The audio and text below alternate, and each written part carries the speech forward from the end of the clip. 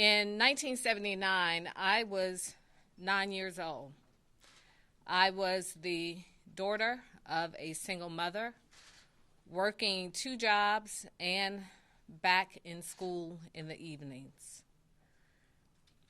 My story was the story of many children across this city.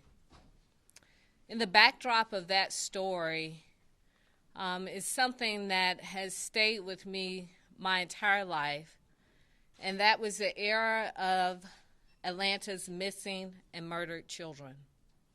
And for those of us who grew up in that era, in so many ways it shaped our childhood, it robbed us of our innocence, and it reminded us all that evil was real.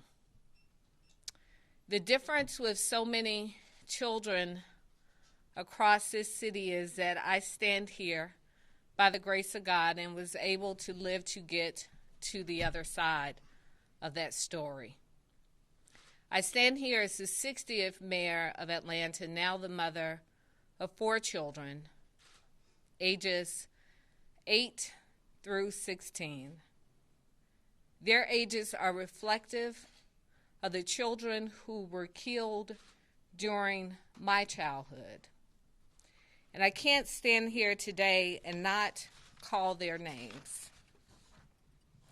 They were Edward Smith, age 14, Alfred Evans, age 13, Milton Harvey, age 14, Yusuf Bell, age 9, Angel Lanier, age 12, Jeffrey Mathis, age 10, Eric Middlebrooks, age 14, Chris Richardson, age 12, Latanya Wilson, age 7, Anthony Carter, age 9, Earl Terrell, age 10, Clifford Jones, 13, Darren Glass, 10, Charles Stevens, 12, Aaron Jackson, 9, Patrick Rogers, 16, Luby Jeter, 14, Terry Pugh, 15, Patrick Baltazar, 11, Curtis Walker, 15, Joseph Bell, 15, Timothy Hill, 13, William Barrett,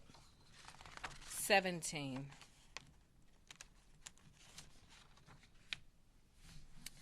Adults: Eddie Duncan, 21, Larry Rogers, 20, Michael McIntosh, 23, Jimmy Ray Payne, 21, John Porter, 28, Nathaniel Carter, 27.